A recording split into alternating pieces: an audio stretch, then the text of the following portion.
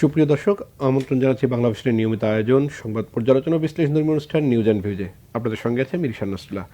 দর্শক, এই অনুষ্ঠানে আমরা সমকালীন বিভিন্ন বিষয় নিয়ে এবং উল্লেখযোগ্য সংবাদগুলো নিয়ে পর্যালোচনা করে থাকি। আর সেই পর্যালোচনায় অংশ নিতে আমার সঙ্গে স্টুডিওতে দুজন অতিথি রয়েছেন। তারা হলেন ডাক্তার সাখাওয়াত হোসেন সায়ন্ত, সাধারণ সম্পাদক জি9, এবং ববি হাজ্জাদ, চেয়ারম্যান জাতীয়তাবাদী গণতান্ত্রিক আন্দোলন এনডিএম। আপনাদের দুজনকে স্বাগত জানাচ্ছি।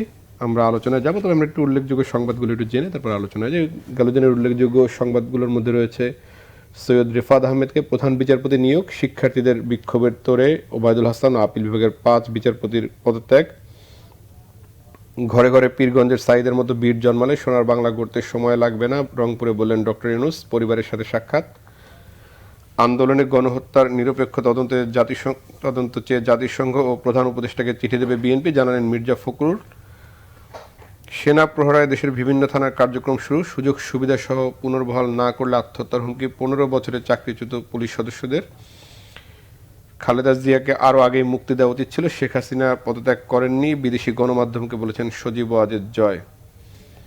মোটা দাগে এই ছিল যে সময়। আমি একটু যাই বিচারপতিদের পদত্যাগের বিষয়টি।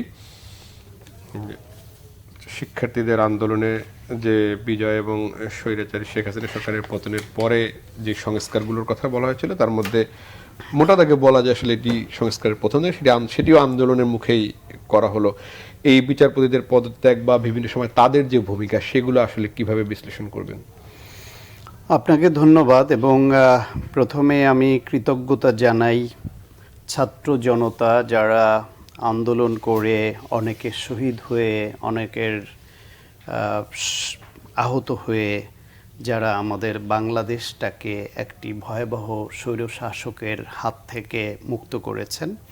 শহীদদের আত্মার মাগফিরাত কামনা করি, এবং যারা বেঁচে আছেন কিন্তু অসুস্থ বা আহত, তাদের সুস্থতা কামনা করি। এবং একই সঙ্গে কৃতজ্ঞতা এই জন্য অনুভব করি যে তারা এই বাংলাদেশটাকে মুক্ত করতে পেরেছে বলে আমি নিজেও মুক্ত বাতাসে আসতে পেরেছি। আমি গত মাসের 17 তারিখে পুলিশ আমাকে গ্রেফতার করেছিল।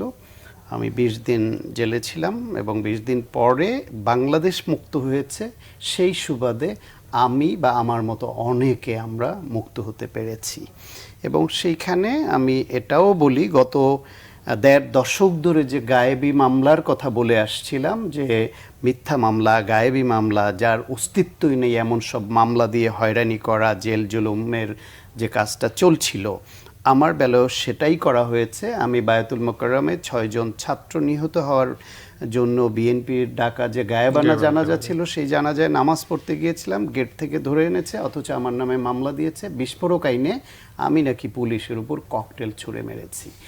এই হচ্ছে গায়েবী মামলার আমি নিজে ভিকটিম। আমি নিজে গত 15 বছর ধরে লিখে বলে যেই গায়েবী মামলার প্রতিবাদ করে আসছি, শেষ পর্যন্ত আমি নিজেও সেই ভিকটিম হলাম।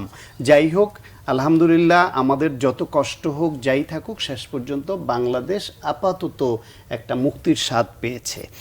এই মুক্তির স্বাদ যেই ছাত্রদের হাত ধরে পেল, তাদের নানান রকমের সংস্কার প্রস্তাব আছে, তার মধ্যে বিচার বিভাগ তো অবশ্যই একটা আছে। আজকে সংবাদ মাধ্যম নিয়েও তারা বেশ কিছু সিনিয়র সাংবাদিকের একটা তালিকা দিয়েছে। তার মানে বাংলাদেশে গত 16 বছরে শেখ হাসিনার সরকার এমন কোনো সেক্টর নেই যেই সেক্টরকে তার পৈতৃক সম্পত্তি বানায়নি।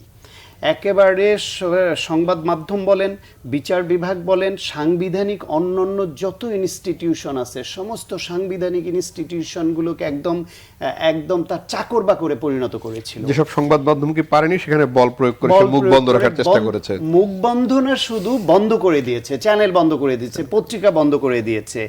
এমনকি মানে পুলিশ বাহিনী, আইন শৃঙ্খলা রক্ষাকারী বাহিনীকে জনগণের বিরুদ্ধে ব্যবহার করতে করতে সেটাকে গণশত্রুতে পরিণত করেছিল। তার নমুনা হচ্ছে, বাংলাদেশে এর আগেও তো সরকারের পতন হয়েছে। 75-এ পতন হয়েছে একরকমভাবে, আপনার 1990-তে স্বৈরাচারী এরশাদের পতন হয়েছে একরকমভাবে, 96-তে আপনার আওয়ামী লীগের আন্দোলনের মুখেই বিএনপিকে বিদায় নিতে হয়েছে, 2006 সালে 111 সরকার এসছে, তখনও বিএনপিকে বিদায় নিতে হয়েছে।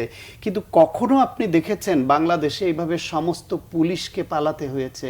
এই পুলিশ তো আমাদের সবার, সবার জন্য ছিল।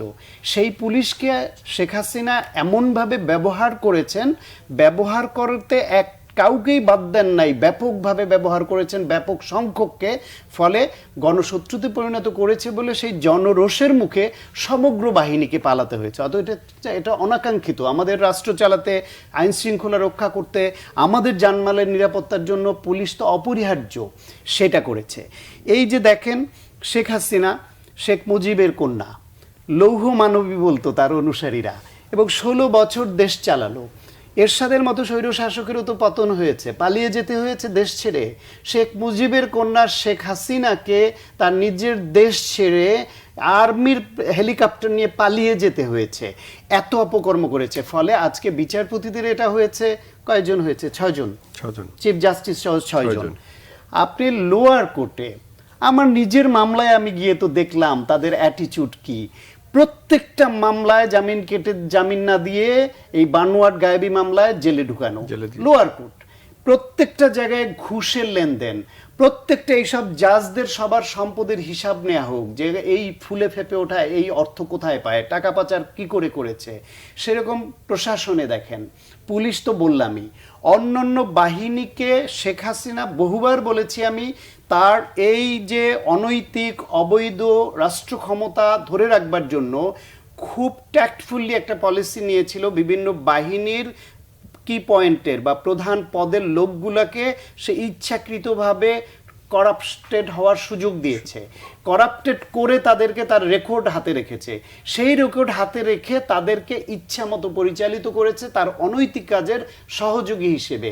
কারণ হচ্ছে, একদিকে তারা দুর্নীতি করেছে, টাকা পাচার করেছে, গুম করেছে, খুন করেছে, শেখ হাসিনা সে সুযোগ দিয়েছে, তার রেকর্ড আবার হাতে রেখেছে, তারপর চোরকির মতো ঘুরিয়েছে, যা বলবো তাই করবি, তাই করেছে। তার খেসারত এখন সেই বাহিনীগুলো দিচ্ছে, গোটা দেশ দিচ্ছে। সমস্ত কিছুর মূলে হচ্ছে একটি স্বৈরতান্ত্রিক মনোভাবের ভয়াবহ একজন স্বৈরাচার, যেটাকে তাকে এক নেত্রীর এক দেশ হিসেবে এই দেশটাকে তারা এস্টাবলিশ করতে চেয়েছিল। আওয়ামী লীগ এবং তাদের পোষ্যরা, মিডিয়ায় তাদের পোষ্যরা, বিভিন্ন বাহিনীতে, আপনাদের এই টক শোতে যারা আসতো, মন্ত্রীরা বিবৃতি দেওয়ার সময় প্রত্যেককে দেখবেন একটা কমন কথা বলতো, খুব ছোট একটা বিষয় হইল মাননীয় প্রধানমন্ত্রী শেখ হাসিনার নির্দেশ, প্রধানমন্ত্রী এটা করতে বলেছেন, একটা কেউ নিহত হলে তার বিচার চাইতে হবে, এমন একটা অবস্থা হয়েছিল ওই নিহতের বাবা মাকে বলতে হতো প্রধানমন্ত্রীর কাছে বিচার চাই।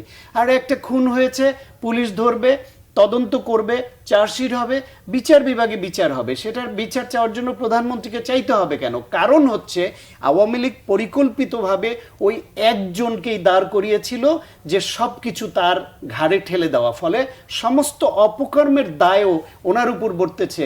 আর যারা দম্ভ করে বলতো খেলা হবে, যারা দম্ভ করে বলতো, যিনি বলছেন শেখ হাসিনা দুদিন আগে পালায় না, পালাতে হয়েছে, যারা বলতো খেলা হবে, যারা বলতো দেখে নিবে, যারা বলতো বিএনপি নিশ্চিহ্ন হয়ে যাবে, মুসলিম লীগ হয়ে যাবে, তারা আজ গণরোষের মুখে নিশ্চিহ্ন হয়ে গেছে। এখন এই যে নিশ্চিহ্ন হলো, এটা হচ্ছে তাদের 16 বছরের সমস্ত অপকর্মের খতিয়ান মিলালেই বোঝা যাবে কেন নিশ্চিহ্ন হয়েছে। ভবিষ্যতে যারা আসবে তাদেরকে এই 16 বছরের এই খতিয়ানটা মুখস্থ রাখতে হবে যে এই অপকর্মগুলো করলে জনগণ ছাড়ে না। সাধারণ যেটি বলছিলেন যে আপাতত একটা মুক্তি তো মিলেছে, এবং এরপরে আসলে আমরা দেখছি যে নানান ধরনের সংস্কারের প্রস্তাবনা রয়েছে শিক্ষার্থীদের, সেগুলো বাস্তবায়ন করার জন্য যেই উপদেষ্টা পরিষদ গঠন হয়েছে তাদের আসলে কতটা সময় লাগতে পারে, যেহেতু তারা দায়িত্ব নেওয়ার পর থেকেই একটি আলোচনা সবচেয়ে বেশি হচ্ছে যে আসলে এই সরকারের মেয়াদ কতদিন হবে সেটি নিয়ে তাদের যে বক্তব্য, সেখানেও আসলে অনেক বিষয় রয়েছে, যে যদিও তারা স্পষ্ট করে বলছেন না তারা কতদিন থাকবেন, বা তারা বলছেন যে সংস্কারগুলো করবেন সেটির উপরে আসলে নির্ভর করে তারা কতদিন থাকবেন। জি, আপনাকে অসংখ্য ধন্যবাদ। আমি প্রথমেই আমার বিজ্ঞ সহ-আলোচকের মতোই এই আন্দোলনে যারা শহীদ হয়েছেন তাদের রুহের মাগফিরাত কামনা করছি, যারা আহত হয়েছেন তাদের জন্য দোয়া করছি, এবং যত পরিবার সন্তান হারা হয়েছেন বা অনেক কিছু হারিয়েছেন তাদের সবার পাশে আমরা আছি, সবার জন্য দোয়া জানাচ্ছি। এটা পুরো জাতির জন্য বিশাল একটা জয় ছিল, বিশাল বিজয় ছিনে নিয়ে এসছি আমরা, যার জন্য এখন সোশ্যাল মিডিয়াতে দেখলাম সবাই বলছে বিজয় 2.0। এটা আসলে বিশাল বিজয় ছিল। আমরা যারা বিরোধী রাজনীতিতে আছি বা যারা আসলে সঠিক রাজনীতিতে মানে গণতান্ত্রিক রাজনীতিতে আমরা যারা বিশ্বাসী, তারা অলমোস্ট গত 15 বছর ধরে আমরা আন্দোলন করে যাচ্ছি, অলমোস্ট 15 বছর ধরে আমরা ত্যাগ স্বীকার করে যাচ্ছি। এই যে আমার বিজ্ঞ সহ-আলোচক বললেন যে 17 তারিখ থেকে 20 দিন উনি কারাবদ্ধ ছিলেন। আমরা একদম এই আন্দোলনের শুরু থেকে আমরাও রাজপথে ছিলাম। 18 তারিখে যখন আসলে এই যে রক্তের আসল হোলি খেলা শুরু হয়, কারণ এর আগেও রক্ত ঝরেছে, তার আগেও 14, 15, 16 রক্ত ঝরেছে, বাট 18 তারিখ থেকে আসলে মানে যেই সংখ্যায় রক্তে রঞ্জিত হয় এই আমাদের বাংলাদেশের মাটি, এর আগে কখনো হয়নি। 18 তারিখ থেকে যেটা হয়, তো 18 তারিখে আমি যখন ছাত্রদের সাথে ছিলাম তখন আমি নিজে রাবার বুলেট খেয়েছি, স্প্লিন্টার খেয়েছি, আহত হয়েছে, আমার আশেপাশে অসংখ্য ছাত্রছাত্রী শিক্ষার্থীরা আহত হয়েছে। শুধু শিক্ষার্থীরা না, কিন্তু যেখানেই শিক্ষার্থীরা নেমেছে অনেক শিক্ষার্থীদেরকে সহযোগিতা করার জন্য এলাকাবাসী, অন্য মানে সব ধরনের মানুষ কিন্তু নেমে যাচ্ছিল, তারাও অনেক আহত হয়েছে। 19 তারিখ থেকে পুরোপুরি আমার সহ-আলোচক ওনাকে 17 তারিখে আটক করা হয়, কিন্তু 18-19 তারিখ থেকে পুরো দমে আটক করা শুরু হয়। তখন আমরা যারা বিরোধী আন্দোলনের সাথে পুরোপুরিভাবে সম্পৃক্ত ছিলাম, আমরা যারা যারা আটক হইনি তারা আমরা লুকাতে শুরু করি। সো সবাই বাড়িঘরহীন, যে জেলে আছে তার এক ধরনের কষ্ট, যে বাড়িঘরহীন পালিয়ে বেড়াচ্ছে তার আরেক ধরনের কষ্ট। সো এই যে গত 2 মাস বাংলাদেশের ছাত্র জনতা, এমনি জনগণ এবং আমরা রাজনৈতিক কর্মী যারা আছি তারা যেভাবে সাফার করেছি, আমরা রাজনৈতিক কর্মীদের যারা আছি আমরা শুধু গত 2 মাস সাফার করিনি, আমরা গত 13, 14, 15 বছর ধরে সাফার করেছি। গত 13, 14 বছর ধরে আমি নিজে গুম হয়েছি, আহত হয়েছি, আপনার শারীরিক নির্যাতনে অত্যাচারিত হয়েছি, এবং আমি একা যা হয়েছি এর থেকে আমার থেকে আরো অনেক বেশি অনেক মাঠের নেতাকর্মীরা হয়েছেন।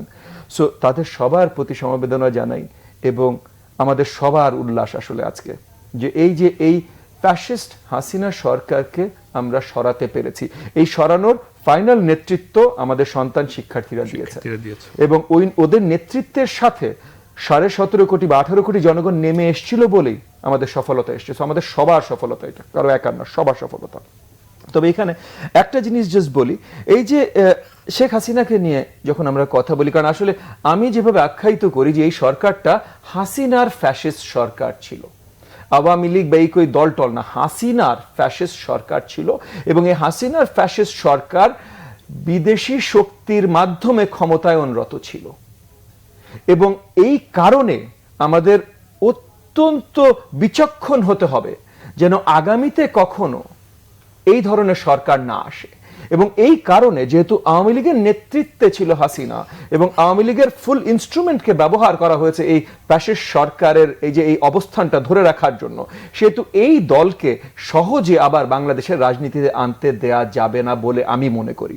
যাই হোক, এরা এই যে যেমন মনে করেন আমার সহ-আলোচকও বললেন যে এর আগে যখন আন্দোলন হয়েছে, যেমন 90-এ প্রেসিডেন্ট এরশাদ সাহেবের বিরুদ্ধে আন্দোলন, এই প্রেসিডেন্ট এরশাদ সাহেবকে আমরা স্বৈরতান্ত্রিক রাষ্ট্র ক্ষমতা ধরে রাখার জন্য দোষারোপ করি, তাকে জোর করে বেহায়া নামও দেওয়া হয়েছিল, এবং আমি সেখানেও যে আমি ইসে করছি তা না, বাট যদি এরশাদ সাহেব বেহায়া হয়ে থাকে তাহলে যে রক্তের বন্যায় দেশ ভাসিয়ে দিয়েছে তার নাম কি দিবেন? কারণ হাসিনাকেও তো তাহলে একটা নাম দিতে হবে ভাই, রাক্ষসী হাসিনা, কিছু একটা নামকরণ তো এখন প্রয়োজন, কারণ বেহায়া তার জন্য অ্যাপ্লিকেবল না, রাক্ষসের নিচে কিছু সে হতে পারে না। তো এই হাসিনাকে যে আমরা সরিয়েছি, এখন যেটা আমরা সবাই বুঝতে পারছি যে গত 15 বছরে সবগুলো ইনস্টিটিউশন হাসিনা নষ্ট করেছিলেন, প্রত্যেকটা ইনস্টিটিউশন। মানে এই যে আমরা জুডিশিয়ারির কথা বলি, যেখানে অ্যাপেলেট ডিভিশনের জাজেস, মানে এই দেশে বা যে কোনো গণতন্ত্রে সবচেয়ে গুরুত্বপূর্ণ কিন্তু পার্লামেন্টের থেকেও বেশি জুডিশিয়ারি, কারণ যে কোনো আইন আসলে আপনার সিটিজেন্স যে বেসিক কন্ট্রাক্ট কনস্টিটিউশন সেটার মোতাবেক কিনা এই সিদ্ধান্ত দেওয়ার দায়িত্ব জুডিশিয়ারির, কোর্টের। তো সবচেয়ে গুরুত্বপূর্ণ আমি জুডিশিয়ারিকে দেখি, যে সেখানে হেরফের হলে অনেক কিছু হেরফের হয়ে যেতে পারে। সেই জুডিশিয়ারিতে যেখানে সবচেয়ে বিজ্ঞ সবচেয়ে জ্ঞানী লোকজনের বসার কথা, তারা কিছুদিন আগেও শপথ নেওয়ার সময় বা কোনো একটা অনুষ্ঠানে অ্যাপেলেট ডিভিশনের জাজেসরা বলেছিলেন আমরা তো শপথবদ্ধ রাজনীতিবিদ। মানে এর থেকে নিন্দনীয়, এর থেকে দুঃখজনক একটা গণতন্ত্রের জন্য আর কিছু হতে পারে না। প্রধানমন্ত্রী সে তো রাজনীতিবিদ ভাই, সে তো ভোটে এসছে, প্রেসিডেন্ট সেও রাজনীতিবিদ, সে পার্লামেন্টের ভোটে এসছে। যে রাজনীতিবিদ না কোনোভাবে বায়াসড হতে পারে না, সে হলো জুডিশিয়ারির যারা বেঞ্চে বসেন, আমাদের জাজেস। তো সেই জাজেসরা যখন এই কথা বলেন, দলীয়করণ কোন জায়গায় নিয়ে পৌঁছেছে পুলিশ বাহিনী। আজকে এই যে 6 দিন হয়ে গেছে এই সরকার পড়েছে, এখনো সব থানায় পুলিশ বাহিনী যেতে পারেনি, তাদের ভয় আছে, তাদের অনেক কিছু আছে। কেন আছে? কারণ এই পুলিশ বাহিনীকে জনগণকে দমন করার একটা ইনস্ট্রুমেন্ট হিসেবে অপব্যবহার করা হয়েছিল। সো জনগণ তাদের প্রতি ক্ষিপ্ত। এই যে এই জায়গাগুলো তো তৈরি করেছে, যে কোনো ইনস্টিটিউশনের কথা বলেন, যেটাই বলেন, ইলেকশন কমিশন আজকে একটা নির্বাচন দিবেন, সম্ভব না ভাই। পুরো ইলেকশন কমিশন ঢেলে সাজাতে হবে, বা at least top of the election commission ঢেলে সাজাতে হবে। Press, fourth pillar of any democracy, প্রেসে কি হয়েছে? এই যে আজকে এখন যে প্রেস ক্লাব বা সব জায়গার মেম্বারশিপ বদল বদল হচ্ছে কেন? কারণ এখানেও তাদের নিজের দলীয়করণ করা। টেলিভিশন নিউজ, যে কয়েকটা টেলিভিশন বা যে কয়েকটা খবরের কাগজ আওয়ামী লীগের মালিকানায় ছিল না, তাদের জোর বল দিয়ে তাদের মুখ চেপে ধরা হতো। এই আইসিটি আইনের মাধ্যমে, আবার অন্য শক্তির মাধ্যমেও ধরে রাখা হতো। প্রমাণ তো আমরা এখানে বসে অনেক কথা বলতে পারি নাই। সায়েন্স ভাই বললে আমরা বলেছি, ভাই রিকোয়েস্ট করেছি যে ভাই বলেন না, বন্ধ হয়ে যাবে আমার টেলিভিশন। না এক্স্যাক্টলি। আবার অনেকগুলো আছে যেখানে যে আপনার রিকোয়েস্টও করতে হবে না, ওই সিস্টেমটাই ওইটা, ওই চ্যানেলে বলা, এরকম কাউকে ডাকবেই না ভাই যে এটা বলতে পারে, এরকম কাউকে ডাকবেই না। তাদের এই যে এত অরাজকতা হলো 5 তারিখের পর, এই অরাজকতা, যাই হোক আমি অরাজকতা কোনো এক্সকিউজ দিচ্ছি না, এটা থামাতেই হবে। কিন্তু এই অরাজকতার ভেতরে এই যে সময় টিভি, 71 টিভি, এগুলো যে বন্ধ হয়ে গেল, জনগণ এগুলোর অফিসগুলোকে আক্রমণ করলো, কেন করলো ভাই? কারণ বাতাবি লেবু টিভিও তো এদের থেকে বেটার ছিল। বাতাবি লেবু টিভি মানে বিটিভিতে কোনো খবরই দেখাতো না, ঠিক আছে, এরা তো পুরোপুরি মিথ্যাচার করতো, পুরো মিথ্যা খবর। প্রত্যেকটি ইনস্টিটিউশন তারা নষ্ট করেছে। এখন এই কারণে যখন আমাদের শিক্ষার্থীরা রিফর্মের কথা বলে, তখন অবভিয়াসলি খুবই সংযত কারণেই তারা রিফর্মের কথা বলে, কারণ রিফর্ম আমাদের অত্যন্ত প্রয়োজন, প্রত্যেকটা জায়গায় রিফর্ম প্রয়োজন। এবং এর ভেতরে আমি শিক্ষার্থীদের অনেক জায়গায় অনেক ধরনের রিফর্মের প্রস্তাব দেখেছি, এবং অনেক জায়গায় সুন্দর সুন্দর প্রস্তাব তারা তুলে ধরেছেন। সো এই রিফর্মগুলো দরকার, প্রত্যেক জায়গায় রিফর্ম দরকার। এখানে ছোট্ট একটা এক্সট্রা পয়েন্ট যেটা আমি অ্যাড করব, তবে রিফর্মের দায়িত্ব আসলে জনগণের দ্বারা দায়িত্বপ্রাপ্ত একটা সরকারের, প্রত্যেক ধরনের রিফর্ম। কারণ আপনি যে কোনো ধরনের, এখন মনে করেন আজকে বাংলাদেশ ব্যাংকের যত অবস্থা, ব্যাংকিং সিস্টেমের যত অবস্থা, মূল কারণ মানে অ্যাপার্ট ফ্রম গণতন্ত্র হরণ করেছে, অত্যাচার করেছে আমাদের বিরোধী দলীয় রাজনীতিবিদদের গত 15 বছর ধরে গুম খুন, আয়না ঘরের মতো জায়গার কথাই তো আর তুললাম না, এগুলো সব করে বেড়াচ্ছে। তারপরেও কিন্তু সরকারের ফাইনাল পতন হয়েছে অর্থনৈতিক অবক্ষয়ের জন্য। তো এই যে অর্থনীতি, ব্যাংকিং সিস্টেম, এই সব কিছু রিফর্ম লাগবে। কিন্তু ব্যাংকিং সিস্টেম রিফর্ম কিভাবে করব? জনগণ কিভাবে দেখতে চায়? তারা লেফটিস্ট পলিসি দেখতে চায়, তারা রাইটিস্ট পলিসি দেখতে চায়, তারা মোর মার্কেন্টাইল পলিসি দেখতে চায়, তারা মোর গ্লোবালাইজ পলিসি দেখতে চায়। এই যে যাদের জন্য জনগণ ভোট দিয়ে যাদেরকে নির্বাচিত করবে, তারা নির্বাচনের আগে জানাবে জনগণকে যে আমরা আসলে এটা করব, সেই ভিত্তিতে জনগণের ভোটের ভিত্তিতে রিফর্মটা তাদের হাতে যাওয়া উচিত। আপনার এই যে এখন আমাদের যে ইন্টারিম সরকার আছে, এবং আমরা অত্যন্ত আনন্দিত, মানে গ্লোবাল, মানে পুরো বিশ্বে সমাদৃত একজন ব্যক্তিত্ব, একমাত্র বাংলাদেশি ব্যক্তিত্ব যিনি এই আকারে বিশ্ব সমাদৃত, প্রফেসর ডক্টর মোহাম্মদ ইউনূস, উনার নেতৃত্বে খুব সুন্দর একটা ইন্টারিম সরকার আমরা পেয়েছি। কিন্তু এই ইন্টারিম সরকার খুব সুন্দর, আমি তাদের অনেকেই আমার পরিচিত, তারা জ্ঞানী গুণী ব্যক্তিত্ব, তো আমরা অত্যন্ত আনন্দিত এই সরকারটা পেয়ে। কিন্তু ইন্টারিম সরকারের দায়িত্ব কি হওয়া উচিত? এর আগে এই ধরনের ইন্টারিম সরকারের জায়গায় যখন আইন ছিল, এখন আইন নাই, কিন্তু যখন আইন ছিল, এই ধরনের ইন্টারিম জায়গাটা আসলে ছিল কেয়ারটেকার সরকারের। কেয়ারটেকার সরকারের দুটো জিনিস খুব পরিষ্কার ছিল, তাদের ম্যান্ডেট, মানে তাদের দায়িত্ব কি, এবং তাদের সময়সীমা। তাদের ম্যান্ডেট ছিল সুষ্ঠু নির্বাচন, সময়সীমা ছিল 3 মাস। এখন এই যে ইন্টারিম সরকারটা এসছে, আমরা দেখতে চাই যে ইন্টারিম সরকারও এরকম একটু পরিষ্কার করে তাদের ম্যান্ডেট, তারা এখনো জানাতে সক্ষম হয়নি, ঠিক আছে, তারা অনেক ঝামেলার পর, মানে কেয়ারটেকার সরকার তো নর্মাল সিস্টেমে আসতো, ওনারা তো নর্মাল সিস্টেমে আসেননি, বিশাল একটা রেভলিউশন, এই রিভলিউশন আমরা জয় লাভ করলাম, তারপর ওনারা আসলেন। সো ওনাদেরকে একটু সময় দিতে হবে এই জিনিসগুলো জানানোর জন্য। তবে ওনাদের প্রতিও আমার আহ্বান যে ওনারা যত শীঘ্রই জানাতে পারেন, সেটা হয়তো 1 সপ্তাহ লেগে যেতে পারে, বা যত শীঘ্রই জানাতে পারেন আমাদেরকে ওনার কি ম্যান্ডেটে কাজ করছেন এবং কি সময়সীমায় ওনারা এটা পালন করতে চেষ্টা করবেন, এটা পরিষ্কার করা। কারণ এগেন তাদের ম্যান্ডেট যদি নির্বাচনের থেকে খুব বেশি কিছু হয়, একটু বেশি হতেই হবে, কারণ এগেন কেয়ারটেকার সরকারের যখন হাতে আসে তখন সব ইনস্টিটিউশনগুলো থাকে, ওনাদের এই সময় ইনস্টিটিউশনগুলোতে কিছু তো তাদের কাজ করতেই হবে, কিছু করতেই হবে। কিন্তু এই যে পুরা ঢেলে সাজানো রিফর্ম, এটা নির্বাচিত সরকারের দায়িত্ব হওয়া প্রয়োজন।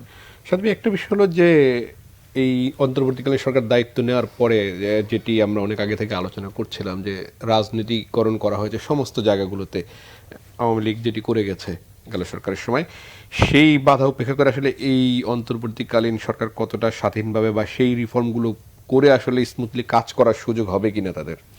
না, ডেফিনেটলি তারা চাইলে সুযোগ হবে, এবং সেজন্য রাজনৈতিক দল যারা জনগণের পক্ষে আন্দোলন করেছে তাদের সঙ্গে আলোচনা করে তাদের প্রস্তাব নিয়ে এরা কতটুকু অন্তত একটা সুষ্ঠু নির্বাচন করবার জন্য যেটুকু ন্যূনতম দরকার সেটা করতেই হবে। এবং কিছু ধরেন, এই আওয়ামী লীগ সরকার গোটা রাষ্ট্রযন্ত্রকে একটা মাফিয়াতন্ত্রের রূপান্তর করেছিল, ফ্যাসিবাদের একদম জঘন্যতম রূপ। সেই মাফিয়াতন্ত্রের মূল উৎপাটন না করে তো আপনি এখানে সুন্দর একটা নির্বাচন দেওয়ার যে পরিবেশ সেটাও পসিবল না। আপনি দেখেন যে কতটা জঘন্য পর্যায়ে নামিয়েছিল একটা রাষ্ট্র ব্যবস্থাকে, যে আয়নাঘর। এই আয়নাঘর থেকে যে কয়জন মানুষ উদ্ধার পেলেন, ধরেন মীর কাসিম যদি তাদের বিচারে তাদের দৃষ্টিতে যুদ্ধাপরাধী হয়ে থাকেন সেটা নিয়ে বিতর্ক আছে, তারপরে আদালতের মাধ্যমে তারা রায় দিয়েছেন, ফাঁসি দিয়েছেন, কিন্তু তার ছেলেকে 8 বছর, তার কি দোষ বলেন তো? গোলাম আজম সাহেবের ছেলে সেনা অফিসার, তা বাধ্যতামূলক অবশ্য, তার কি দোষ বলেন তো?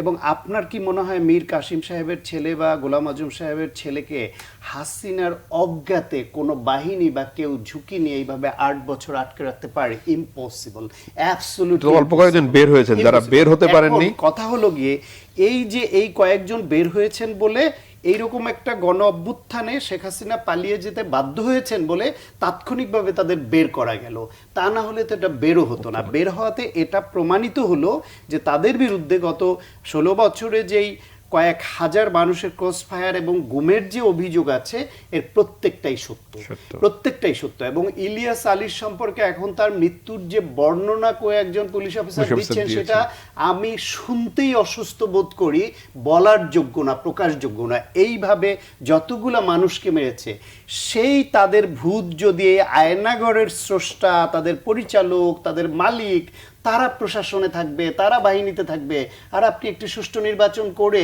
আওয়ামী লীগের মতো এইরকম মাফিয়াতন্ত্র আপনি উৎখাত করবেন? আপনি এই যে দেখেন যে বিভিন্ন বিষয়ে যেটা বললেন নির্বাচন কমিশন, সেটাকে কি অবস্থায় নিয়ে গেছে। ফলে এইটা একটা রাষ্ট্র ব্যবস্থাকে এত জঘন্য পর্যায়ে নিয়ে গেছে যে সেইখান থেকে বের করে আনা অনেক সময় সাপেক্ষ, এটা সত্য। বড় যে স্ট্রাকচারাল রিফর্ম সেটা হয়তো অল্প সময়ে করা সম্ভব নয়, বা প্লাস তাদের ম্যান্ডেটেরও দরকার। কিন্তু এই যে বড় বড় যে অপরাধগুলি, সেই অপরাধগুলির সঙ্গে যারা যুক্ত, হেফাজতের যে 5 মেয়ে এতিম বাচ্চাগুলোকে যারা মেরে লাশ গুম করেছে, অধিকার যে মৃতের তালিকা, নিহতের তালিকা দিয়েছিল, সেই তালিকা দেওয়ার অপরাধে আদিলুর রহমান তাকে যেভাবে জেল খাটানো হলো, যে টর্চার করা হলো, তার প্রতিষ্ঠানকে বন্ধ করে দেয়া হলো, এগুলোর তো এগুলো যারা করেছে এর কুশীলবদের তো বিচারের আওতায় আনতে হবে, নির্বাচনের স্বার্থেই আনতে হবে, প্রচলিত ধারায় বিচার হতে হবে। এইটা এই যে আজকে দেখেন শেখ হাসিনা পালিয়ে যাওয়া নিয়ে যে কথাটা হচ্ছে, যেটা ববি হাজ্জাজ ভাই বলছিলেন যে আওয়ামী লীগের রাজনীতি করার অধিকার থাকতে পারে না। শেখ হাসিনা বারবার কথায় কথায় বলতেন যে শেখ হাসিনা পালিয়ে যায়, রেকর্ডে অ্যাটলিস্ট 3টা আছে। জিয়াউর রহমান হত্যাকাণ্ডের দিন তিনি পালিয়ে যাচ্ছিলেন, বর্ডার থেকে তাকে ফেরত পাঠিয়েছে যে আপনি থাকেন, পালিয়ে যাচ্ছিল। উনি যদি ওই হত্যাকাণ্ডে ইনভলভ না হতেন তাহলে তিনি পালিয়ে যেতে উদ্যোগ নিলেন কেন? সেই প্রশ্নের জবাবটা সামনে এখন আনতে হবে। 1/11 সময় উনি একবার পালিয়ে গেছেন, তারপর তাকে আবার আশ্বাস দিয়ে আবার ফিরিয়ে আনা বেগম জিয়া যখন জেলে যেতে রাজি হয়েছেন তখন আবার উনি ফেরত আসছেন। বরং বেগম খালেদা জিয়া কোনোদিন পালিয়ে যাননি এবং বলেছেন মরলে এদেশেই মরবেন, এবং সেটা প্রমাণও করেছেন, মৃত্যুর মুখে এদেশে তিনি থেকেছেন। তারপর এই যে এখন পালিয়ে যাওয়া একজন নেত্রী, ছোট্ট করে বলে দেই যে একজন পালিয়ে যাওয়া নেত্রী, তাকে ফিরিয়ে আনার দাবিতে গোপালগঞ্জে আজকে একটা আন্দোলন হয়ে সেনাবাহিনীর গাড়িতে হামলা করেছে, পুড়িয়ে দিয়েছে, সেনাবাহিনীর সদস্যদের রক্তাক্ত করেছে। কিন্তু আমি মনে করি ওই যে গোপালগঞ্জের আওয়ামী লীগের যারা দাবি করছে ফিরিয়ে আনার তাদের দাবির সঙ্গে আমি একমত, বরং একজন গণহত্যার নায়ক তাকে পালাতে দেয়া হয়েছে কেন এবং কারা দিয়েছে সেটা ফাইন্ড আউট করতে হবে, তাকে ফিরিয়ে আনা তো আমাদেরও দাবি। এবং এই গণহত্যার দায়ে শেখ হাসিনার বিচার হতে হবে এবং এই যে আওয়ামী লীগের প্রধান হিসেবে তিনি নাজি পার্টির যেরকম নিষিদ্ধ হয়েছিল, আওয়ামী লীগের এখানে উনি আইনের মানুষ বলতে পারবেন যে সব উপাদান আছে আওয়ামী লীগকে নিষিদ্ধ করার, সেই দিকেও যেতে হবে। আমরা আলোচনা করবো, একটা বিরতি নিয়ে আসি। দর্শক, নিউজ অ্যান্ড ভিউজের নিচে ছোট্ট একটি বিরতি, আমাদের সঙ্গেই থাকুন, ফিরবো কিছুক্ষণ পরেই।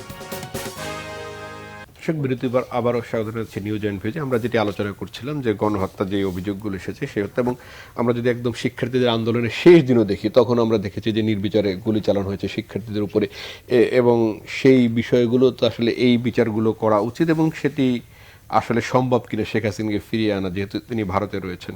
জি, আচ্ছা, প্রথমত আমরা খবরের মাধ্যম থেকে যা জানতে পেরেছি এবং শেষ ৪৫ মিনিটও যে প্রথম আলো থেকে শুরু করে বেশ কিছু খবরের কাগজ এবং নিউজ চ্যানেল কভার করেছে ইন্টারনাল সোর্সেস থেকে, যে শেষ ৪৫ মিনিট কেমন গেল, শেষ ৪ ঘন্টা কেমন গেল, কি ছিল।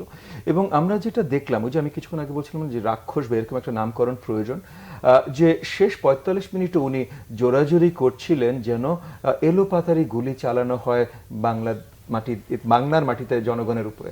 কারণ যখন এই আলোচনা চলছে তখন ঢাকা শহর ছেয়ে গেছে অ্যাটলিস্ট তো ১ কোটি জনতায়, অ্যাটলিস্ট ১ কোটি জনতায়। মানে আমি তো তখন গুলশানে অবস্থিত, আমি দেখছি মানে গুলশানের সব হাইওয়ে, বনানীর এয়ারপোর্ট রোড, মানে ওইদিকে এয়ারপোর্ট রোড থেকে ফুল বনানী, মানে পা রাখার জায়গা নেই।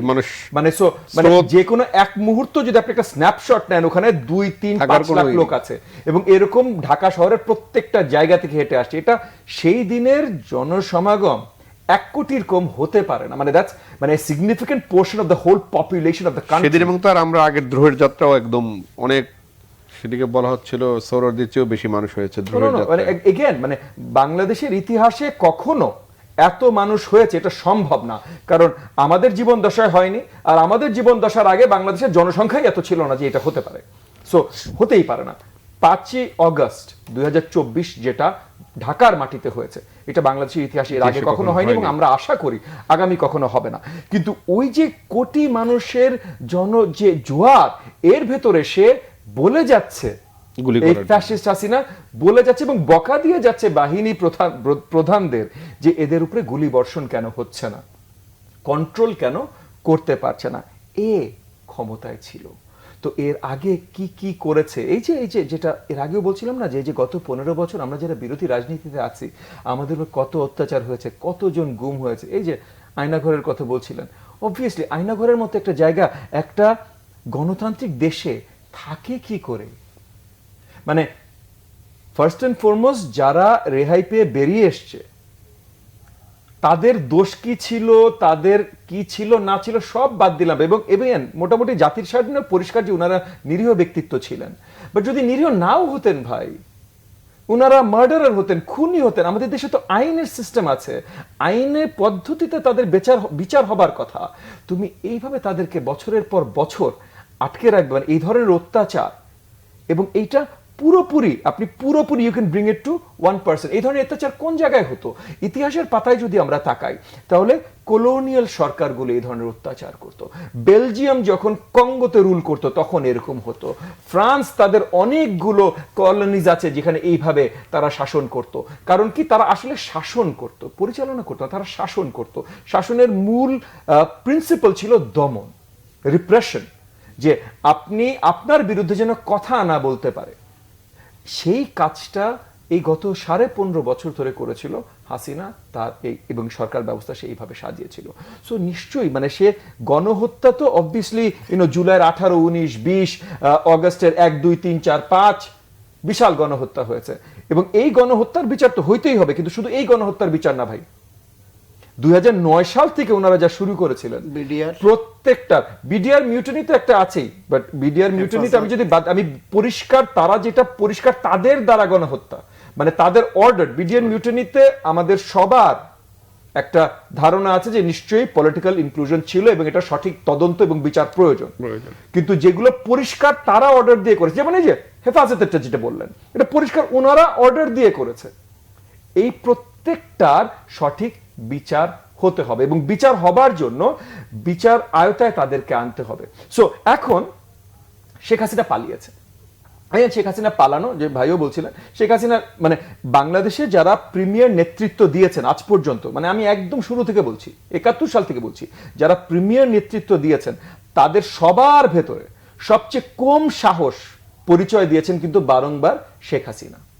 মানে ওই যে বললেন না, প্রেসিডেন্ট জিয়ার হত্যাকাণ্ডের পর পালানো, প্রেসিডেন্ট এরশাদ সাহেবের সাথে প্রথম কম্প্রোমাইজ করা, খুব সহজে কম্প্রোমাইজ করা, হ্যাঁ, মানে যে কোনো সময় বলেন 1/11 এর পর পালানো, সব সময় কিন্তু সবচেয়ে আগে ভিতুর মতো কাজটা কে করেছেন? অন্য যে কোনো কারোর আগে, অন্য কেউ করুক না করুক সেটা পরের কথা, শেখ হাসিনা। তো বাংলাদেশে প্রিমিয়ার নেতৃত্ব যারা দিয়েছেন তাদের ভিতরে কিন্তু প্রমাণিত সবচেয়ে ভীতু শেখ হাসিনা। তো শেখ হাসিনা পালাবে না তো আর কি করবে? কিন্তু এই যে শেখ হাসিনা পালিয়েছে, সে কোন দেশে গেছে, কোথায় যে আশ্রয় পেয়েছে, এই মুহূর্তে আমরা জানতে পারছি, এটলিস্ট লাস্ট যদ্দূর আমি খবরের পাতায় দেখেছি, যে সে এখনো প্রপার পার্মানেন্ট আশ্রয় কোথাও পায়নি, এখনো সে আশ্রয় খুঁজছে। এবং যতক্ষণ পর্যন্ত সে আশ্রয় খুঁজছে ততক্ষণ পর্যন্ত ভারতের সরকার তাকে সাময়িক আশ্রয় দেবার জন্য রাজি হয়েছে। তো সাময়িক আশ্রয়ে সে ভারতে আছে, কিন্তু ভারত বারবার করে পরিষ্কার করাচ্ছে বা করতে চেষ্টা করছে যে এটা সাময়িক, সে কোথাও পার্মানেন্ট আশ্রয় পেলে ভারত তাকে পার্মানেন্ট আশ্রয় দেবে না।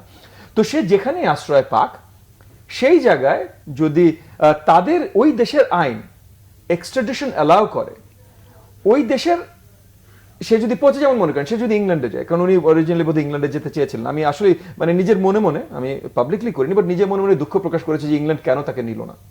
কারণ ইংল্যান্ড যদি তাকে নিত, তাহলে ইংল্যান্ডে আসলে ইংল্যান্ডের কোর্টে যে আমি তার নামে মামলা করে একটা ব্যবস্থা করার সুযোগ ছিল যে তাকে বাংলাদেশে ফিরে নিয়ে আসা, আইনের প্রসেসটাতে তাকে ফেলার জন্য। এবং শুধু তাকে ফেললে হবে না, কিন্তু আমরা সব জানি নাটের মূল সে, সব অর্ডার তার থেকে এসছে, হুকুমের আসামি প্রত্যেকটা সে, কিন্তু একা সে তো এই যে গণহত্যাগুলো তো সে করেনি, সে তারপর কাকে হুকুম দিয়েছে, সেও হুকুমের আসামি, সে তারপর কাকে হুকুম দিয়েছে। যেমন এই যে কিছুদিন আগে ধরা পড়লো আপনার জেনারেল জিয়াউল হাসান। এই জেনারেল জিয়াউল হাসান আমরা জানি যে সে 2009 এর পর থেকে সে ছিল এই সরকারের বা হাসিনা সরকারের প্রিমিয়ার হিটম্যান। এই যে সিনেমায় বলে না, ওই যে খুন করতে পাঠিয়ে দেয় হিটম্যান, তো এই সরকারের প্রিমিয়ার হিটম্যান ছিল এই জিয়াউল হাসান সাহেব। এবং 2013-14 নির্বাচনের সময় তখন মানে তারপরে যে বিরোধী দলের নেতা হলেন, তখন এই হাসিনার কোয়ালিশনের পার্টনার জাতীয় পার্টির চেয়ারম্যান প্রেসিডেন্ট হোসেন মোহাম্মদ এরশাদ, তার উপরে শারীরিক নির্যাতন করে এই তখনকার লেফটেন্যান্ট কর্নেল জিয়াউল হাসান। এটার আমি প্রমাণ ভাই, এটা আর কাউকে জিজ্ঞেস করতে হবে না, আমি নিজে প্রমাণ যে তার উপরে শারীরিক অত্যাচার করে এই তখন লেফটেন্যান্ট কর্নেল জিয়াউল হাসান। এই নির্বাচনটা 14 নির্বাচনটা হাসিনার পক্ষে নেবার জন্য, যেন জাতীয় পার্টি এই নির্বাচনে অংশগ্রহণ করে। এই শারীরিক অত্যাচারের পর কিন্তু এরশাদ সাহেব অসুস্থ হয়ে পড়েন এবং তখন তারাও একটা সুযোগ পেয়ে যায়, তাকে হাসপাতালে নিয়ে দেখানো হয় যে সে অসুস্থ। সো এই যে এই এরশাদ সাহেবকে নাহলে শারীরিক নির্যাতন করেছিলেন, কিন্তু কত খুনের দায় এই তখন লেফটেন্যান্ট কর্নেল আজকে জেনারেল জিয়াউল হাসান, এটা আমার মনে হয় জিয়াউল হাসানও গুনে বলতে পারবে না কতগুলো খুনের দায় তার উপরে আছে, সেও গুনে বলতে পারবে না। এই যে পলাতক এক্স আইজিপি বেনজির সাহেব, এই যে হেফাজতের সময় কার দায়িত্ব ছিল, কে অর্ডার টু শুট দিয়েছিল, কে পুরো জিনিসটা লুকিয়ে ফেলেছিল? কারণ আমরা জানি এগেন মানে অধিকার অনেক কিছু ছাপিয়েছে, অনেকে অনেক কিছু বলেছে, এগুলো আমি ধরে নিলাম সরকার মানে তাদেরকে সঠিকভাবে গুনতি করতে দেয়নি, তারা ভুল গুনতি দিচ্ছে। কিন্তু পরের দিন সকালে যতজনের সাথে কথা বলেছি, কারণ একটা জিনিস মনে রাখেন যে ওইটা অফিস পাড়া, প্রত্যেকটা বিল্ডিং অফিস, এবং ঘটনা সকালবেলা শুরু হয়েছিল। সো রাত্রেবেলা যখন এই যে গণহত্যার ঘটনা ঘটে, বেশিরভাগ অফিসে কিন্তু লোকজন আটকানো, এবং সেদিনও গণমাধ্যমকে সঠিকভাবে কাজ করতে দেওয়া হয়নি, সব বাতি বন্ধ করে দেওয়া হয়েছে, গণমাধ্যমকে সরিয়ে দেওয়া হয়েছে, মোবাইল নেটওয়ার্ক বন্ধ করে দেওয়া হয়েছে। কিন্তু ওই যে অফিসে সব লোকজন যে ওই যে উপরে ছাদ থেকে বারান্দা থেকে একটু একটু করে তাকাচ্ছে, তারা দেখেছে কতখানি গুলি বর্ষণ হয়েছে। দিনের বেলা তারা দেখেছে কত লাল ছিল রাস্তা এবং কতক্ষণ লেগেছে ধুয়ে পরিষ্কার করতে। সেখান থেকে আমরা সত্যিকার একটা মিনিমাম আন্দাজও করতে পারি, মিনিমাম আন্দাজ করলেও করতে পারি যে সেখানেও গণহত্যা ঘটানো হয়েছিল। এই যে একটার পর একটা গণহত্যা যেগুলোর জন্য এই হাসিনা দায়ী এবং হাসিনা সরকার দেয়, মানে হাসিনার যে মদতদার, এই যে জিয়াউল হাসান বলেন, বেনজির বলেন, এবং এরকম অসংখ্য আরো আছে, এরকম এই যে আপনার হারুন বিপ্লব, এরাও আছে।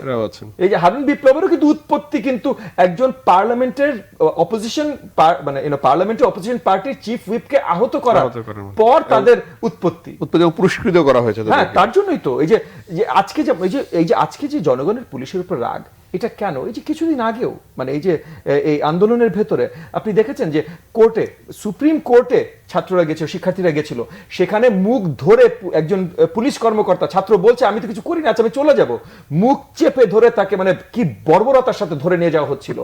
এই মুখ চেপে ধরে এই ধরনের বর্বরতা কেন ভাই?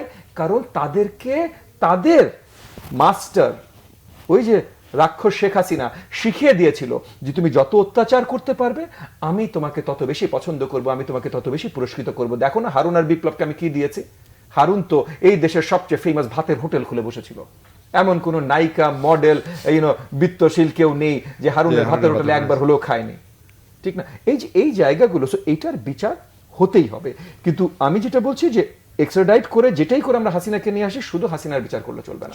হাসিনা যাদেরকে দিয়ে এই গণহত্যাগুলো ঘটাতে পেরেছে, এই অত্যাচারের ঘটনাগুলো ঘটাতে পেরেছে, এইভাবে করাপ্ট করেছে, তাদেরও বিচার এই দেশের মাটিতেই হতে হবে।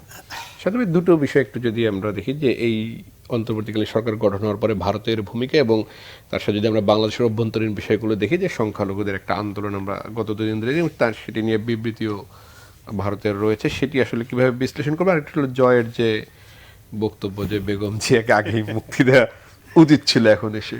আচ্ছা, ফাইন। প্রথম কথা হলো যে ভারতের ভূমিকা। বাংলাদেশ, আমরা বলতে ভালোবাসি, বলতে হয় যে প্রতিবেশী বন্ধু রাষ্ট্র। ভারত বাংলাদেশকে কখনোই বন্ধু ভাবেনি। 1971 সনে ভারত তার স্বার্থে একটা বৃহত্তর মুসলিম রাষ্ট্রকে ভেঙে দুই টুকরা করতে পারলে তাদের যে রাজনৈতিক সুবিধা, ভৌগোলিক সুবিধা, সেটা মাথায় রেখে তারা একটা ভূমিকা নিয়েছে, আমাদের মুক্তিযুদ্ধে সমর্থন দিয়েছে, এবং এটা আমাদের সহযোগিতা হয়েছে, সেটা ছিল তাদের স্বার্থে। কিন্তু তারপর আমরা কৃতজ্ঞ। পরবর্তী এসে প্রতিটা স্টেপে, সেটা নদীর হিস্সা বলেন, বাণিজ্য ঘাটতি বলেন, কালচারাল আগ্রাসন বলেন, আমাদের বর্ডার কিলিং বলেন, আমাদের উপর প্রভুত্ব জারি করা বলেন, বাংলাদেশের রাজনীতিতে হস্তক্ষেপ বলেন, 1/11 ঘটানো থেকে শুরু করে শেখ হাসিনাকে বিনা ভোটে এবং রাতের ভোটে ক্ষমতায় রাখা বলেন, সমস্ত কিছু তাদের ডিজাইনে হয়েছে। ফলে বাংলাদেশের গণতন্ত্র এবং উন্নয়নের বন্ধু কখনোই তারা ছিল না, কখনো হবে এটা আমি বিশ্বাস করি না। এবং না হওয়ার পেছনে তাদের দিক থেকে তাদের একটা দেশপ্রেম হয়তো কাজ করে। কারণ বাংলাদেশের মতো একটা ছোট ভৌগোলিক এরিয়ায় ইন্ডিয়ার মধ্যে একটা দেশ স্বাধীন হয়ে সেই দেশ যদি উন্নতি করে যায়, সেটা যদি এক্সাম্পল তৈরি হয়ে যায় তার 7 সিস্টার্স, তার কলকাতা, বিভিন্ন রাজ্যের জন্য, সেটা আশঙ্কার কারণ হয়ে যেতে পারে যে তাহলে একটা দেশ স্বাধীন হলে রাজ্য থাকার থেকে অনেক বেশি সার্বভৌম এবং উন্নত করতে পারে। তাহলে তাদের মধ্যে যে স্বাধীনতার যে আকাঙ্ক্ষা, তাদের যে যুদ্ধ হচ্ছে, সেটা আরও বেগবান হবে। সেই জন্য তাদের দেশপ্রেমের স্বার্থেই তারা হয়তো বাংলাদেশকে তাদের রাজ্যের থেকে খারাপ করে রাখার সমস্ত পলিসি নেয়। কিন্তু আমরা তাদের ফাঁদে পা দেই, এটা আমাদের দালালির কারণে। এইটা সুতরাং হাসিনা প্রশ্নে, হাসিনা তাদেরকে যা দিয়েছে তা তো তাদের কিছু হলেও কৃতজ্ঞতা দেখাতে হবে, তারপরেও সেই কৃতজ্ঞতাটুকু দেখায়নি। হাসিনাকে রাখা না রাখা নিয়ে দুদুল্যমান, হাসিনার প্রশ্নে তারা এখনো কোনো স্ট্যান্ড ওইভাবে নেয় নাই। তবে কিছু ষড়যন্ত্র হচ্ছে, যেটি হিন্দু পরিচয়ে যাদেরকে দাঁড় করিয়ে দেওয়া হচ্ছে, এরা বেসিক্যালি আওয়ামী লীগের কর্মী। বাংলাদেশে সংখ্যালঘু শব্দটা আমি আজকেও এক জায়গায়, আমি শরীয়তপুরে গিয়েছিলাম আমার এলাকায়, এবং বেশ কয়েকটা কর্মসূচিতে অংশগ্রহণ নিয়েছি, অনেকে আমাকে উইশ করেছেন নানানভাবে।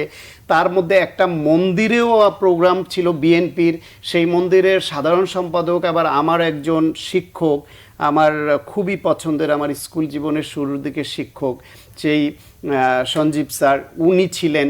তার কাছে আমি জিজ্ঞেস করলাম, স্যার আপনার এই মন্দিরে কোনো সমস্যা হয়েছে? বললেন না, কোনো সমস্যা হয় নাই। ওইখানে আমাদের জেলা বিএনপির সাধারণ সম্পাদক নাসিরুদ্দিন কালু সাহেব সহ আরও নেতারা ছিলেন, ওই উপজেলার বিএনপির সভাপতি সিরাজ মোল্লাবাই ছিলেন, অনেকে ছিলেন। আমরা seখানে শুনলাম যে ওই মন্দিরটা ছাত্রদল, যুবদল, স্বেচ্ছাসেবক দল রাতে পাহারা দেয়। অনেক জায়গায় মাদ্রাসার ছাত্ররা পর্যন্ত পাহারা দিচ্ছে, তাদের এইভাবে রক্ষার কাজ করা হচ্ছে। তারপরও অনাকাঙ্ক্ষিত ঘটনা কোথাও কোথাও ঘটছে, কারো কিছু সুযোগ সন্ধানী থাকে, লুটপাটকারী থাকে, আবার কেউ কেউ আবার বিএনপি যে আমাদের ঘরে দায় চাপানোর জন্য ইচ্ছাকৃতভাবে এসব ভেঙে বিদেশে প্রচার করার এলিমেন্ট চায়। ওই যে ষড়যন্ত্র প্রচার করার এলিমেন্ট চায় সেটা যাতে ঘটাতে না পারে সেই জন্য বিএনপি জামাত বা অনেক সংগঠন পাহারা দিচ্ছে, ছাত্ররা পাহারা দিচ্ছে, আর এরা তাদের দলীয় কর্মীকে, অনুগত লোকদেরকে রাস্তায় এসে দাঁড় করাচ্ছে নিউজ কাভারেজের জন্য, আন্তর্জাতিক মিডিয়ায় যাওয়ার জন্য। আমি শরীয়তপুরে আজকে গিয়ে যেটা দেখে আসছি সেখানে মুগ্ধ হয়েছি এবং আমার বুকটা ভরে গেছে যখন আমার শিক্ষকের কাছে শুনেছি যে তিনি যেই মন্দিরের সাধারণ সম্পাদক, সেটা চমৎকার রক্ষিত হয়েছে এবং ভালো আছে। সম্প্রীতি, এটাকেই বলে সম্প্রীতি, এটাকে সৌহার্দ্য। আমি এই কথা এখানে বলে আসছি। এবং বিএনপি বা অন্য কোনো সংগঠনের কেউ যদি উচ্ছৃঙ্খলতা দেখান, তাদের মাথায় রাখতে অনুরোধ করে আসছি যে শেখ হাসিনার 16 বছরের অপকর্মের খতিয়ানের রেজাল্ট হচ্ছে তার এই পালিয়ে যাওয়া এবং তার দল আজকে মেরুদণ্ড ভেঙে যাওয়া, এই রকম অবস্থায় আসা। এখন সেটা থেকে যদি শিক্ষা আমরা না নেই তাহলে হবে না। বিএনপি কিন্তু ইতিমধ্যে দল থেকে নির্দেশ দিয়েছে, ম্যাডাম খালেদা জিয়া তা বলেছেন, অ্যাক্টিং চেয়ারম্যান তারেক রহমান প্রতিদিন বলছেন, এবং দল থেকে কিছু কিছু জায়গায় উচ্ছৃঙ্খলতার নজির পেলে তাদের বহিষ্কারও করা হচ্ছে। ফলে আমি মনে করি এতদিন 3টা দিন সরকার শূন্য দেশ ছিল, সমস্ত পুলিশ বাহিনী পালানো, কেউ নেই, আইন শৃঙ্খলা কে রক্ষা করবে? সরকার বলতে কিছু নেই। শেখ হাসিনা পদত্যাগ করলেন, পালালেন, প্রেসিডেন্ট সংসদ ভেঙে দিল, সেনাবাহিনীও তো ক্ষমতা নেয়নি, তাহলে সরকারটা কে? দেশ পরিচালনা কে করছে? শূন্য। সেই শূন্য অবস্থায়ও যেখানে আওয়ামী লীগের নেতারা, বড় বড় নেতারা বলছিলেন যে আওয়ামী লীগের পতন হলে এক রাতে কত লক্ষ, 10 লক্ষ লোককে নাকি খুন করবে, তারা আশঙ্কা করেছিল। কেন করেছিল? তারা ওই পরিমাণ অপকর্ম করেছিলেন বলেই আশঙ্কা তৈরি হয়েছিল। কিন্তু সেই তুলনায় বাংলাদেশে কি তার 1 কোটি ভাগের 1 ভাগও হয়েছে? যেটুকু হয়েছে এটাও ভালো হয়নি, এটাও ন্যায়সঙ্গত হয়নি, এটা না হলে ভালো হতো। কিন্তু অনেকের গুম খুনের শিকার, কারো ব্যবসা নষ্ট হয়েছে, তাদের যে রাক্ষোভ, আর কিছু ধান্দাবাজ লুটেরা থাকে তাদের, আর কিছু ষড়যন্ত্র, এটা মিলে এটুকু হয়ে গেছে। এটুকু না হলে ভালো হতো এবং এটুকু হতে দেওয়া যাবে না। জি, আমরা শেষ করতে চাই। জি, আপনি কি বলবেন? কিছু 30 সেকেন্ড। জি 30 সেকেন্ড। আমি একটা জিনিস ইস্যু করি যে দেখেন, ভারত আমাদের বন্ধু দেশ হওয়ার কথা এবং আমাদের বন্ধু দেশ আমরা সবসময় চাই, কিন্তু ভারতের রিসেন্ট যে পলিসিগুলো তারা করেছে মোদী সরকার আসার পর, লুকেস্ট, নেইবারহুড ফার্স্ট, এই যে আশেপাশে সবগুলো দেশ তারা হারিয়েছে, বাংলাদেশ এইবার তারা হারালো। কারণ কি? তারা জোরপূর্বক তাদের ক্ষমতা বল প্রয়োগ করে বাংলাদেশ ধরে রাখতে চেয়েছিল, বন্ধুত্বের খাতিরে না। আমি আশা রাখছি যে এখান থেকে তারা শিক্ষা নেবেন। এই যে তাদের ন্যাশনাল সিকিউরিটি অ্যাডভাইজার দোভাল সাহেব, উনিও চাকরিচ্যুত হবেন এবং নতুন ফরেন পলিসি, মোদী সরকারের মাথায় আরেকটু বুদ্ধি আলো খুলবে, নতুন ফরেন পলিসি তারা ধরবেন। এবং এই যে সজীব ওয়াজেদ জয়কে নিয়ে, তাদের মিডিয়াকে নিয়ে যেসব পাগলের প্রচার করছে, এগুলো তারা বন্ধ করবেন। জি, আলোচনা শোনার জন্য ববি হাজাদ এবং ডাক্তার শাখাওয়াত হোসেন সায়ন্ত, আপনাদের দুজনকে অসংখ্য ধন্যবাদ। দর্শক, নিউজ অ্যান্ড ভিউজ থেকে আজকের মতো বিদায় নিচ্ছি। ভালো থাকবেন, সুস্থ থাকবেন, শুভরাত্রি।